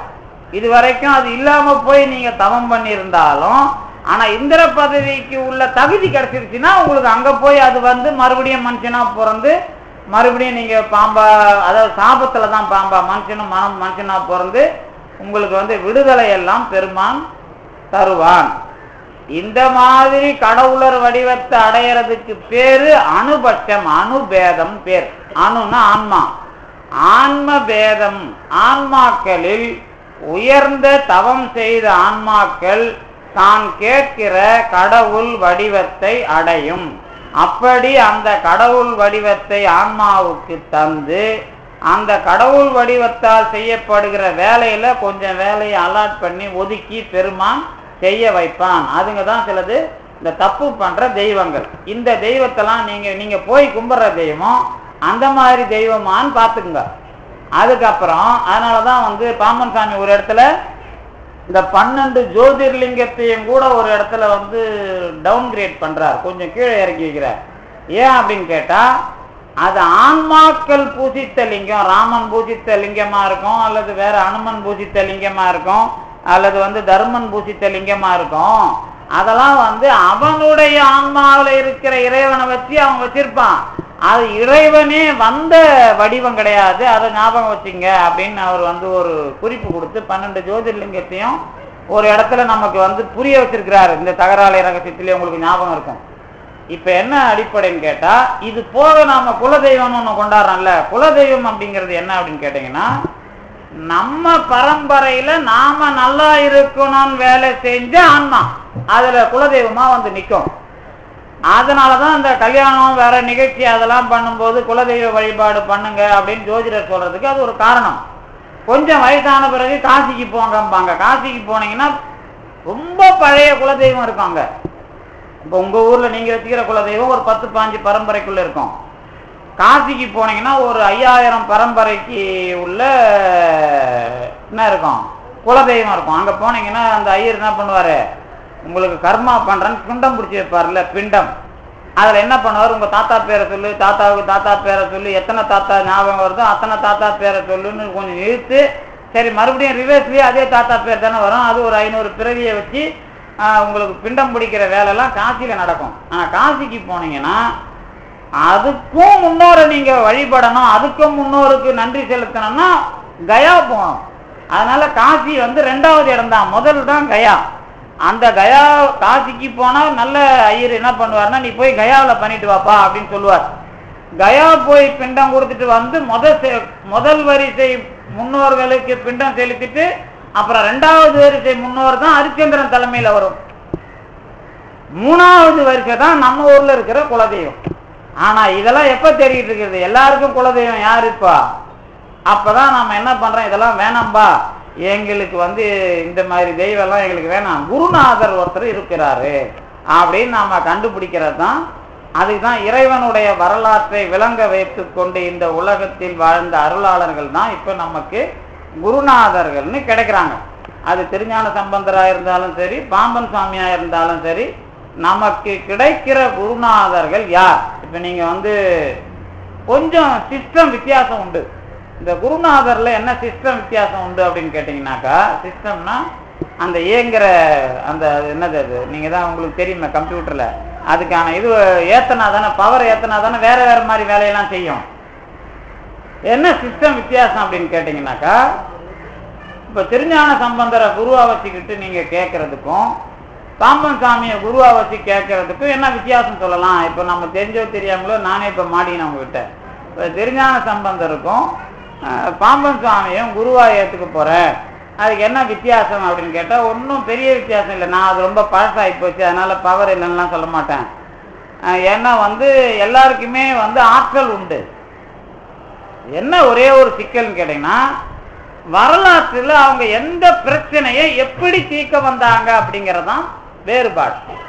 இதுல ஒரே ஒரு விஷயம் நீங்க நல்ல மனசுல ஞாபகம் வச்சுக்கணும், இந்த அருளாளருக்கும் அந்த அருளாளருக்கும் வேறுபாடு கிடையாது. அது எப்படி நீங்க ஒருவேளை வேறுபாடு சொல்லிட்டீங்கன்னா 1000 அர்த்தம் உண்டு. பெரிய அர்த்தம் என்னன்னா, கடவுள் இல்லாம போயிடுவார். அப்புறம் கடவுள் உங்களை விட்டு ஓடி போயிடுவார். ஏன் அப்படின்னு கேட்டீங்கன்னா, நான் தானப்பா இவன் எல்லாரையும் உருவாக்கினேன், இவர் பெரியவன் அவர் பெரியவன் நீ சொல்லிட்டேன்னா அப்புறம் நான் இந்த ஏரியாவுக்கே வரமாட்டேன்னு போயிடுவார். அதனால வந்து இவர் பெரியவர் அவர் பெரியவர் சொல்லிட்டா கடவுள் இல்லைன்னு ஆகி போகுது. 2 பேரும் கடவுளை அனுபவிச்சு தான் பேசுறாங்க. அப்புறம் கடவுளே இல்லைங்கிற அளவுக்கு நீங்க போயிடுவீங்க. அப்புறம் இதான் கடைசியா போய் முடிகிறது. இதுக்கு பேர் அனவஸ்தா தோஷம் பேர். நமக்கு தெரியாமலே அந்த தோஷம் நமக்கு வந்துடும். அதனால என்னன்னு கேட்டா, அவங்க பழசு இவங்க புதுசு அப்படிங்கிறது இல்லை. வரலாற்றுல இப்ப இங்க வந்திருக்கிறாங்க, இப்ப மக்கள் வந்து வினையை தீர்க்கிறதுக்கு இங்கேயும் வராங்க. திருஞான சம்பந்தருக்குன்னு தனியா கோயில் வச்சு அங்க போய் திருஞான சம்பந்தர்கிட்ட யாரும் கேட்கல. சரிதானே? இது ஞாபகம் இருக்குல்ல, இது வரலாறுல உண்மை இது. ஆனா திருஞான சம்பந்தர் பாடினதை போய் இறைவன் கிட்ட பாடி வினையை தீர்த்துக்கிறாங்க. இது நடக்குது. அப்ப என்ன அர்த்தம்? திருஞான சம்பந்தர் வரும்போது வினையை தீர்ப்பதற்கு இங்க எல்லா மக்களுக்கும் எல்லா இடத்துலயும் நாங்க வேலை செய்யறோம் அப்படின்னு அர்த்தம். இப்ப திருஞான சம்பந்தரை பிடிக்கணும்னா நீங்க என்ன பண்ணணும் அப்படின்னு கேட்டா, அவர் சொன்ன மாதிரி போய் வினையை தீர்த்துக்கிட்டு அப்புறம் அவர் சொன்ன மாதிரி நின்னா திருஞான சம்பந்தர் உங்களை ஆட்கொண்டுடுவார். இதுதான் அவருக்கான முறை. இப்ப இவர்கிட்ட வர்றீங்கன்னு வச்சுங்களேன், பாம்பன் சாமி கிட்ட, இவர் என்ன பண்ணுவார்னு கேட்டா, நான் வந்து முதல்ல இவரும் முருகன் கிட்ட தான் ஒப்பு கொடுக்குறாரு. என்ன பண்றாரு? என்னை நம்பினவர் தள்ளேன் அப்படின்னு ஒப்பு கொடுக்குறாருல்ல. என்ன நம்பினவனை நீ பார்த்துக்க அப்படின்னு சொல்ற அளவுக்கு பக்கத்துல முருகனை வச்சிருக்கிறார். முதல் விஷயம். இதுல அடுத்தது என்ன அப்படின்னு கேட்டா, இந்த கடவுள் விஷயமா இருக்கிற வரலாறுல பெரிய கடவுள் விஷயமா என்னென்ன சிக்கல் தடை இருக்கோ எல்லாத்தையும் தீர்த்து வச்சிட்டு ஒரு விஷயம் பேசுறாருல. அப்ப என்ன அர்த்தம் அப்படின்னு கேட்டீங்கன்னா, நீங்களும் எல்லா கடவுள் பிரச்சனையும் தீர்த்து பெரிய கடவுள் விஷயமா அனுபவிக்கிறதுக்கு உரிய வரலாறு இவர்கிட்ட வரும். அப்படிதான் நீங்க தீர்த்துக்கிற முறை உண்டே தவிர, மற்றபடி எல்லாருக்கும் வந்து போறவங்களுக்கு நடக்கிறது நடக்கும், போறது போகும், அது வேற விஷயம். அதுக்குள்ள நான் வந்து தலையிடல. அதுக்குள்ள தலையிட்டா 2 விதமா தலையிடணும். ஒண்ணு அவங்களுக்கு நடக்கிற காலத்துல நடக்கும், இன்னொன்னு அதாவது வந்துட்டு போனதுக்கு ஏதோ ஒண்ணு கையில பெருமான் கொடுத்து அனுப்புறான் அப்படிங்கிற விஷயம் நடக்கும். ஆனா குரு அப்படிங்கிற லெவலுக்கு வரும்போது அதுக்கு அடிப்படை வேற. இப்ப குருநாதர் அப்படின்னு நீங்க ஏத்துக்கிட்டு வரீங்கன்னு சொன்னா அதுக்கான அடிப்படை வேற. ஏதோ சாமிகிட்ட வந்து கேட்டு வாங்கி போற முறை வந்து போறவங்க கதெல்லாம் வேற. அது எல்லா கோயிலுக்கும் பொது. ஆனா குருநாதர் அப்படிங்கிற மாதிரி வந்துட்டீங்கன்னா முருகனை காட்டி கொடுக்கிற வேலை அவருடைய வேலை, முதல் வேலை. அதை தான் என்ன பண்றாருன்னு கேட்டா, குருவை உருவமாக தியானித்து கொண்டு முருகனுடைய மந்திரத்தை நீ சொல்லுங்கிறார். நான் குருவா உனக்கு வந்து நின்று நானே தகராலயத்தை கொடுக்க போறது இல்ல. தகராலயங்கிறது முருகனுடைய இடம். அங்க யாருன்னு கேட்டா முருகன் என்பவன் என்கிற விஷயம் இல்லாம கடவுளினுடைய சொரூப ஆகாயம் அது. நீங்க இல்ல, கடவுளுடைய சொரூப ஆகாயம் அதுன்னு சொன்னா நான் யாரு, நீங்க யாரு? அதுக்கு நாங்கெல்லாம் அதுல கலந்துருக்கிறவங்க, அவ்வளவுதான். நான் இப்போ உங்களுக்கு வரலாறுல இருக்கிறேன். இப்ப நீங்க இறைவனுடைய வரலாறு எடுத்துக்கிட்டீங்கன்னா என்ன வரும்? இப்ப மறுபடியும் இப்ப போய் நீங்க பிச்சாடுனர் எனக்கு ரொம்ப பிடிச்சிருக்குது அப்படின்னு நீங்க நினைக்கிறீங்க. இப்ப பிச்சாடுனர் உருவம் நல்லா தெரியுங்களா எல்லாருக்கும்? பிச்சாடுனர் என்ன பண்ணுவாரு? கையில பிச்சை ஓட்ட வச்சுக்கிட்டு அம்மனமா இருப்பார். பிச்சாடனர் உருவம் உங்களுக்கு மனசுல வந்தா என்ன செய்யணும்? நீங்க இப்ப முதல்ல சொந்த ஊர்ல போய் பிச்சை எடுக்கணும். முடியுமா உங்களால? ஆனா எல்லா சித்தர்களும் அதை பண்ணுவாங்க. இந்த சித்தர்கள் முதல்ல செய்யற வேலையை சொந்த ஊர்ல சொந்த தெருவுல, அதாவது அவமானம் போகணும் முதல்ல, அசிங்கம் போகணும் முதல்ல, அந்த கரப்பு முதல்ல போகணும். அங்க வந்து கடவுளுங்கிற விஷயம் முதல்ல வரணும். சொந்த ஊர்ல போய் பிச்சை எடுக்கிறது தான் பிச்சாடனங்கிற வேலை. நீங்க பொம்பளைங்க முன்னாடி போய் எடுக்கிறது, அது போய் அவங்க இந்த பத்தினிகள்லாம், அதாவது குரு பத்தினிகள்லாம் வந்து தங்களுடைய என்னது அது, அதாவது அவங்க உள்ள இருந்த எல்லா விஷயங்களும் கழண்டன அப்படிங்கிறது வரலாறு வேற. ஆனா அதை பார்த்து குருமார்களுக்கு என்ன வந்தது? குரு பத்தினிகளுக்கு மானம் போச்சு, குருமார்களுக்கு என்ன போச்சு? ஆணவம் வந்துருச்சு. அதனாலதானே யானையை அனுப்புறாங்க. அதானங்க தாருகாவனம்லாம். அந்த யானையை அனுப்புறதெல்லாம், யானை தோல் உரியெல்லாம் பெருமான் ஏன் பண்றான்? பிச்சாடனர்கள் வந்து எங்க முனிவர் எங்க மனைவிங்க மனசெல்லாம் கெடுத்துட்டான் பிச்சாடனர் சொல்லிட்டானே சண்டை போட்டு யாகம் வளர்த்து யானையெல்லாம் அனுப்புறாங்க. அதுதானே பெருமான் கிழிச்சி தோலா மாட்டிக்கிறார். இப்ப என்ன அர்த்தம் கேட்டா இதெல்லாம் ஆணவத்தோட வரலாறு. அப்ப நீங்க பிச்சாடனர் புக்கினா என்ன வராது? ஆணவம் கெடும், வரும் போவும், மானம் போவும், அவமானம் போவும், தெருவில் நின்று பிச்சை எடுக்கிற நிலைமைக்கு வரணும். அவ்வளவுதான் முதல் வேலை. தப்பு இல்லை. அந்த அளவுக்கு பெரிய விஷயத்துக்கு உங்களை அந்த மூர்த்தத்தோட வேலை அது வரைக்கும் தான்.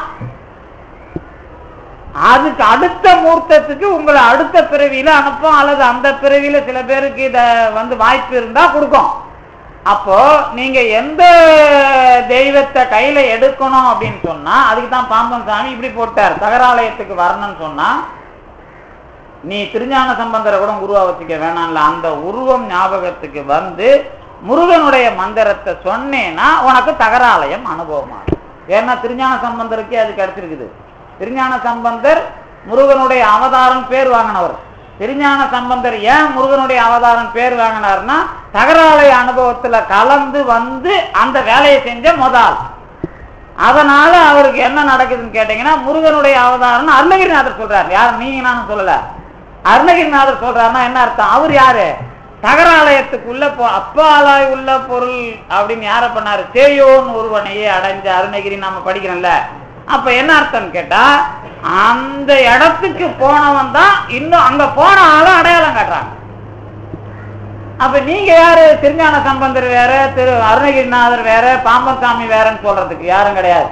அப்ப என்ன அர்த்தம் கேட்டா, அந்த குரு அனுபவ வரலாறு, குரு அனுபவ வரலாறுங்கிறது கடவுள் அனுபவ வரலாறுல இருந்து சுத்தமா வேறுபாடு உடையது. அதனாலதான் சேக்கிழார் வந்து பெருமறை நம்பருக்கும் திருமறை நம்பருக்கும் இடையீடு பெரிதாம் அன்றே அப்படின்னார். திருமறை நம்பர் அந்தந்த கோடுல தான் வேலை செய்வார். கோடுனா அது அதுக்கு ஒரு குறியீடு இருக்கும். அந்த குறியீடுல அந்த வேலை செஞ்சாதான் அதை திறப்பார், அதோட அதை மூடிடுவார். அதுதான் திருமறைக்காடு மாதிரியான வரலாறுலாம். ஆனா நம்ம திருமுறை நம்பர் அப்படிங்கிற குருமார்கள் இருக்கிறாங்கல்ல, அவங்க என்ன பண்ணுவாங்கன்னா, பெரிய பரம்பொருள் அனுபவத்துக்கு உரியவர்கள். அவங்கள புரிஞ்சிக்கும் போது நாம எங்க தடுமாறுறோம்னு கேட்டா, அவங்க செஞ்ச வேலையை வச்சு தடுமாறுறோம். இப்ப பாம்பன் சாமி இருக்கிறாருன்னு வச்சுங்களேன், அவரும் வைணவர்களை எடுத்து கேஸ் போட்டார். அதுக்காக நான் வந்து பாம்பன் சாமி வந்து மாதிரி நான் வந்து இப்படிதான் அதை வந்து அணுகுவேன். இது வந்து நம்ம திருநாவுக்கரசர் வந்து திருஞான சம்பந்தர்லாம் கேஸு போடல, அவங்க வந்து நேராக கழுவி ஏற்றுனாங்க அப்படிலாம் ஒரு வழக்கு வச்சுக்கின்னு வச்சுங்க. இதுக்கு என்ன வேறுபாடு சொல்ல முடியும்? பாம்பன் சாமி வரலாறு பார்த்தீங்கன்னா திருஞான சம்பந்தர் வரலாறையும் பாம்பன் சாமி வரலாறையும் படிக்கும்போது நமக்கு என்ன வித்தியாசம் வரும்? நான் ஏன் நேராக திருஞான சம்பந்தர் சொல்கிறேன்னா, திருஞான சம்பந்தரை அருணகிரிநாதர் முருகனுடைய அவதாரம் சொன்னார்ல, அது எப்படி சொன்னார்? திருஞான சம்பந்தர்னா யாருன்னு உலகத்துக்கு தெளிவாக சொன்னவர் பாம்பன் சாமி தான். நீங்கள் இந்த 6666 பாட்டில் சொன்னது இல்லை. இந்த தகராலய ரகசியம் உரை எழுதும்போது முதல்ல அந்த பாட்டை எழுதுறாரு பாருங்க. அந்த பாட்டை வச்சு தான் நீங்கள் வந்து என்ன பண்ணணும்? பாம்பன் சுவாமி திருஞான சம்பந்தருடைய உருவத்தை எப்படி பார்த்துருக்கிறாரு தெரியும். முருகனாவே பார்க்கிறாருன்றதுக்கும் முருகனுடைய அனுபவத்துல பார்க்கிறாருங்கிறதுக்கு என்ன வித்தியாசம்? முருகனாவே பார்க்கிறாருங்கிறத அருணகிரிநாதர் சொல்லலாம். ஆனா முருகனுடைய அனுபவத்துக்கு போனவர் அருணகிரிநாதர் அருணகிரிநாதர் வந்த பிறகு பாம்பன் சாமி சொல்றார். இந்த 4 பேர் வரலாறுல நீங்க 4 வரணும். இப்ப நீங்க இந்த 4 வரை வச்சீங்களேன். இப்ப முருகன் தான் திருஞான சம்பந்தர்னு பாம்பன் சாமி சொல்லிட்டார். என்ன அர்த்தம்? இது அருணகிரிநாதர் சொல்லிட்டார். என்ன அர்த்தம் அதுக்கு? முருகனே திருஞான சம்பந்தர் கிடையாது, முருகனுடைய அவதாரம் சொன்னார்னா அதுக்கு அருணகிரிநாதர் வாக்குல இப்ப வந்து இப்போ உங்களுக்கு எல்லாம் முத்தி கொடுக்குறேன் அப்படின்னு சொன்ன உடனே முத்தி உங்களுக்கு எந்த மாதிரி முத்தி வேணும்னு கேட்டா என்ன சொல்லுவீங்க? இப்போ முத்தி எந்த மாதிரி முத்தி வேணும்னா என்ன சொல்லுவீங்க? அதான் பேர் பரமுத்தி அபரம். அது இல்லை. திருநாவுக்கரசர் போன மாதிரி லிங்கத்தில் ஐக்கியமாக போறீங்களா? திருஞான சம்பந்தர் போன மாதிரி ஜோதியில ஐக்கியமாக போறீங்களா? மாணிக்க வாசகர் போன மாதிரி நடராஜர்ல ஐக்கியமாக போறீங்களான்னு கேட்டா என்ன வேறுபாடு சொல்லுவீங்க? ஆமா, ஜோதியில கலக்கிறேன்னு நான் ஜோதியில போறேங்க அப்படின்னு நீங்க போறீங்கன்னு வச்சுங்களேன். நான் ஜோதினா என்னங்க அப்படின்னா என்ன பண்ணுவீங்க? உங்களுக்கு ஞாபகம் வரதுலாம் நெருப்பு தான் ஞாபகம் வரும். ஆனா ஜோதினா அது கிடையாதுன்னு எப்ப சொல்ல முடியும்? எப்ப சொல்லுவீங்க? அந்த மாதிரி அருணகிரிநாதர் இந்த விளக்கு இப்ப நீங்க சொல்லுவீங்கல்ல, அதாவது நோய் எப்படிங்க வருது, கேன்சருக்கு எப்படி வருதுன்னே சொல்ல மாட்டான். அது வந்து கிரானிக்கல் அல்சரு, கேன்சரு, கிரானிக்கலா வந்த வியாதி கேன்சர்ன்ட்டு போயிடுவான். மஞ்சள் காமாலை எப்படி வருதுன்னா கல்லீரல் வேலை செய்யல, அதனால பித்தம் வந்து சுரக்கல, அதனால வேலை செய்யுது. சரி, மஞ்சள் காமாலை அதனால மட்டும் வரல, வைரஸ் ஆலயம் வருதுன்னு சொல்றான்னு வச்சுங்க. அந்த மாதிரி இது மஞ்சள் காமாலைன்னு சொன்னா அது ஒரு பொது, இன்னதுனால வந்ததுன்னு சொன்னா அதுக்கான விளக்கம். பொதுவா முத்திக்கு போறது ஜோதியில போனார்னா மஞ்சள் காமாலைங்கிற மாதிரி. ஆனா இப்படி ஜோதியில போனாருன்னு சொன்னா கொஞ்சம் பிரிச்சு வைரஸ் மஞ்சள் காமாலை அல்லது வந்து என்னது கல்லீரல்ல என்னது கல் இருக்கிறதுனால மஞ்சள் காமாலை அல்லது கல்லீரல்ல வந்து அடிப்பட்டதுனால மஞ்சள் காமாலை, சிகரெட்டு பிடிச்சதுனால மஞ்சள் காமாலை, இப்படி ஒண்ணு சொல்லணும். இதெல்லாம் வந்து பேத முத்தி கிடையாது. முத்தியில இருக்கிற அந்த சிறப்பு தன்மையை விளக்குற அறிவியல் அணுகுமுறை. அந்த மாதிரி நீங்க பார்க்கணும். வேத முத்தினா என்னன்னு கேட்டா பெண்களை அனுபவிக்கிறது தான் முத்தின்னு சார்பாக சொன்னாம்ப. அது இந்த 5 பூதத்துல தான் கலந்துருவோம். அது இதெல்லாம் வேத முத்தி. ஆனா நாம சொல்றது முத்தியில இருக்கிற அந்த அறிவியல் அணுகுமுறை. அப்படி வச்சுக்கணும். அதை பிரிச்சு போட்டு சிறப்பா சொல்றது. இப்படிதான் 4 பாம்பன் சாமி வரைக்கும் நீங்க சொல்லணும். இதுல போய் இவர் வந்து இங்க சமாதி வச்சாங்க திருவான்மியூர்ல, அவர் ஜோதியில போனாரு, அதனால வந்து இவர் பெரியவர் அவர் சின்னவர்லாம் சொல்லக்கூடாது. ஏன்னா அது உங்களுக்கு தெரியாது. அது யாருக்கு தெரியும்? நான் இப்ப ஆதாரத்தெல்லாம் எடுத்துட்டு வரணும். ஆதாரத்தை எடுத்துட்டு வர்றதுலதான் ஒரு சின்ன ஆதாரம். எனக்கு ரொம்ப பாம்பன் சாமி பெரிய ஆள்னு நீங்க கொடி பிடிக்கணும்னா வள்ளலார் துணை இல்லாம கொடி பிடிக்க முடியாது. ராமலிங்க சாமி துணை இல்லாம கொடி பிடிக்க முடியாது. ஏன் அப்படின்னு கேட்டா ராமலிங்க வள்ளலார் தான் ஒரு 4-5 பாட்டுல திட்டுறாரு. எல்லாரும் என்ன திட்டுறாருன்னா, டே கழுத பசங்களா யாரையும் எரிக்காதீங்கடா புதைங்கடாங்கிறார். இப்படியே சொல்றாரு. இழுதை கழுதைன்னு திட்டுறாரு. என்ன திட்டுறாருன்னா, அவங்கள சமாதி வச்சா அது புதைச்சாதான் அவங்க சில பேர் உயிரை உடம்புக்குள்ள வச்சு சமாதி ஆகி கடவுள்கிட்ட கலக்கிற வேலையை பார்த்துக்கிட்டு இருப்பாங்க. உனக்கு தெரியாம எரிச்சிட்டினா அவங்களுக்கு உடம்பு இல்லாத போயிடும், அது ரொம்ப பிரச்சனை ஆயிரும், அதனால போதைங்கிறார். இந்த வார்த்தையை ரொம்ப தெளிவா 4-5 பாட்டுல எழுதினவர் வள்ளலார் மட்டும்தான். அப்பதான் நமக்கு தெரிஞ்சது பாம்பன் சுவாமிகள் சமாதியாகி இத்தனை வருஷம் கழிஞ்சு அந்த உடம்பையே தகராலயத்துக்குள்ள கலக்க வைப்பார். உடனே நீங்க என்ன பண்ணுவீங்க? நம்ம எது அந்த சூரியனார் கோயில் ஆதீனம் புக்கு, என்ன புக்கு அது, இந்த ஏற்கனவே சமாதியை பற்றி பேசின புக்கு முத்தி நிச்சயம், அப்புறம் இந்த மாதிரி புக்குங்கள்லாம் வந்து சுத்த சாதகம், இதுலெல்லாம் வந்து சமாதி ஆணவங்களையும் நீங்க வந்து தகராலயத்தை கலக்கிறவங்களா எடுத்துக்கணும்னு பாம்பன் சாமி எழுதினார் ஒரு இடத்துல, ஞாபகப்படுத்துறல, அதுக்கெல்லாம் இப்படிதான் அர்த்தம் சொல்லணும். நீங்க உடனே அப்புறம் எல்லாரும் வந்து பூந்துடும் உள்ள. யாரு யார் யாரு எங்கெங்கெல்லாம் நீங்க அந்த சமய சொற்பொழிவு பண்ணவங்களுக்கு புதைச்சி வச்சதெல்லாம் அருள் அனுபவம் பேசுறீங்க, அரசியல்வாதியெல்லாம் புதைச்சி வச்சு சமாதின்றீங்கல்ல, இங்கெல்லாம் நீங்க சாமி கும்பிட போயிடுவீங்க. அப்புறம் அது இல்ல. அது இதுல வந்து என்ன அர்த்தம் அப்படின்னு கேட்டா, அந்த இந்த உடம்புக்குள்ள உயிரை கொண்டு போய் மூலாதாரத்திலேயோ நிறுத்துவாங்கன்னு எழுதுவீங்க. மூலாதாரத்துல நிறுத்துறது இல்ல, தகராலயத்தை நிறுத்துறது பாம்பன் சாமி வார்த்தைப்படி. அங்க நிறுத்தினா முருகனா மூலம் வேலை பார்த்துக்கிட்டே அந்த உடம்ப மாத்துவாங்க. இந்த வேலையை தான் நாம என்ன பண்றோம்னு கேட்டா, இத சுட்டி காட்டினவர் வள்ளலார். இத விரிவா எடுத்து எல்லாத்தையும் எழுதியிருக்கிறார். சுத்த சாதகத்திலிருந்து எல்லாத்தையும் எடுத்து பாம்பன் சாமி ஒரு நூல்ல அத நமக்கு ஒரு இடத்துல குறிப்பிடுறார். ஆனா நீங்க என்ன அனுபவிக்கணும்னு கேட்டா, இந்த குருமார்களுக்குள்ள பேதம் வரும்போது ஒருத்தர் ஜோதியில போனார், ஒருத்தர் லிங்கத்துல போனார், நடராஜரில் போனார்னு 3 பேரையுமே வச்சு நிறுத்துவீங்கன்னா எப்படி பேசுவீங்க? என்னன்னு பேசுறது? இப்போ நடராஜர் ஆடுற இடத்துல மாணிக்கவாசகர் போனார். நடராஜர் பக்கத்திலேயே உட்காந்துட்டு இருக்காங்க. காரைக்கால் அம்மையார் சுத்தி மதில் பெருசா இருக்கும். அங்க போனீங்கன்னா மாணிக்கவாசகர் இடத்துல மதில் சுத்திலாம் மறைச்சிருக்காது, ரகசியம்தான் இருக்கும். அதுக்கப்புறம் வந்து நீங்க திருநாவுக்கரசர், திருஞான சம்பந்தர்லாம் ஜோதி சொல்றீங்கல்ல, கொஞ்சம் பெரிய புராணம் படிச்சு முதல் பகுதியிலே நீங்க வந்தீங்கன்னா, உபமன்யு முனிவர் கைலாயத்துல உட்காந்துங்கிறவர் எழுந்துக்குவார், எழுந்து நிற்பார். ஏன் எழுந்து நிற்கிறீங்க? யாரை கண்டு நீங்க எழுந்து நிற்க மாட்டீங்கல்ல, கடவுள் ஒருத்தருக்கு தானே எழுந்து நிற்பீங்க, ஏன் எழுந்து நிற்கிறீங்கன்னு யார் கேட்குறாங்க? சீடர்கள் கேட்குறாங்க கைலாய மலையில. அவர் சொல்றாரு, இல்லப்பா சுந்தர ஜோதி ஒன்று போய்கிட்டு இருக்குது, நான் அதுக்காக எழுந்து வணங்குறேன் அப்படிம்பார் உபமன்யு முனிவர். சுந்தர ஜோதி யாரு? வெள்ளை யானையில போய்கிட்டு இருக்காருல்ல, யாரு? சுந்தரர். அவர் தான் ஜோதியா போயிட்டு இருக்கார். நீங்க உடனே வெள்ளை யானை சுந்தரன் தனித்தனியா நீங்க ஜோதி சொல்லாதீங்கன்னு சொல்லக்கூடாது. சுந்தர ஜோதி அப்படின்னு எழுதுறார் சேர்க்கிறார் உபமன்யு முனிவர் வாக்கா. அப்படின்னா என்ன அர்த்தம்? இந்த ஜோதியா போறதுன்னா நீங்க நெருப்புங்கிறது உங்களுக்கு ஒரு அடையாளம் தான்.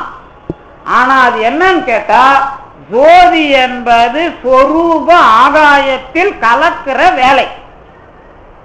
இப்ப சொரூப ஆகாயமா இருக்கிறான் யாருன்னா கடவுள் அப்படின்னு பேர். அந்த கடவுள் அடுத்த வேலை செஞ்சா முருகன் பேர், 2வது வேலை செஞ்சா சிவன் பேர். இப்படிதான் இந்த இடத்துல நான் சொல்லுவேன். சரிதானே? இந்த கடவுளை சிவனாவும் முருகனாவும் இல்லாம சொரூபமாயிருக்கிற இறைவனை அடைஞ்சவர் திருஞான சம்பந்தர்னு சொன்னா, அந்த திருஞான சம்பந்தரை முருகனுடைய அவதாரம்னு அந்த காலத்து மக்களுக்கு ஏற்ப பதில் சொன்னார் யாரு? அருணகிரிநாதர். இப்போ பெருவெளிக்கு அப்பாலாய் உள்ள பொருள் ஈதெனவே அதுல கலந்த அருணகிரிநாதர் வரலாறு சும்மா இருக்கும் சுகம் கந்தர் அனுபூதின்னு வந்துச்சு. வந்த பிறகு பாம்பன் சாமி என்ன சொல்லுவாரு? இப்படிலாம் கலந்தாரு. எதுல கலந்தாரு? சொரூபமாகிய முருகனில் கலந்தவர் அருணகிரிநாதர். நேர் வரலாறு அருணகிரிநாதர் வரலாறு. ஆனா நேர் வரலாறு யாருக்கு இல்ல? அருணகிரிநாதருக்கு இல்ல. ஆனா அந்த வரலாற்றுக்கு மூலம் உண்டு. எப்படி புரிஞ்சுது? இப்போ திருஞான சம்பந்தரும் பெரிய கடவுள் அனுபவத்தை அடைந்தவர், ஆனால் வினை கொள்கைக்காக பாடுபடுகிறார். அருணகிரிநாதர் பெரிய கடவுள் அனுபவத்தை அடைந்தவர், நேரடியாக அந்த வரலாற்றை உலகிற்கு தெரியுமாறு வாழ்ந்தவர். அதனால பாம்பன் சாமி என்ன பண்றாரு? அந்த வரலாறு தான் இந்தியாவில் இருக்கிற தத்துவம், வேதம், உபநிடதம் எல்லாத்திலையும் நீங்க சேர்த்து வச்சு புரிஞ்சிக்கணும்னு சொல்லிட்டு தகராலய ரகசிய உரையில எடுத்து எல்லாத்தையும் எழுதுறாரு. இப்ப எடுத்து எழுதுனதுனால நமக்கு இப்ப தத்துவ பிரச்சனை இருக்கிற ஆள்லாம் என்ன பண்ணணும்? நேரா திருஞான பாம்பன் சாமி கிட்ட வந்து உக்காந்துக்கிட்டு தத்துவ பிரச்சனையை தீர்த்து வைப்பா, பெரிய கடவுள நாங்க கலக்கிறதுக்கு வழி கொடுன்னு அவருடைய உருவத்தை நினைச்சு முருகனுடைய மந்திரத்தை உபதேசித்தா தகராலய ரகசியம் வரும். இல்லை எனக்கு ஜாதி பேதம் இல்லை, நான் இப்பவே தெளிவா இருக்கிறேன் அப்படின்னா நேரம் வள்ளலார்கிட்ட போனா சீக்கிரம் கிடைச்சிடும். இந்த தத்துவ பிரச்சனை, இந்த அதாவது இந்த ஞான பிரச்சனை, வேதாந்த பிரச்சனை, உபநிடத பிரச்சனை எல்லாத்தையும் தீர்த்து தெளிவா பெரிய கடவுளை அடைய வேண்டும் என்பதற்கு நேரடியாக ஒரு உருவம் குருவாக உங்களுக்கு அமையுமானால் அது பாம்பன் சுவாமிகள். அதை வைத்துக் கொண்டு முருக மந்திரத்தை உபதேசித்தால் சொரூப அகலம் அனுபவமாகும். இதான் இந்த பாடலினுடைய அடிப்படை என்பதை சொல்லி இந்த அளவிற்கு தந்து நிறுத்திய திருவருளுக்கும் குருவருளுக்கும் நன்றி கூறி விடைபெறுகின்றேன்.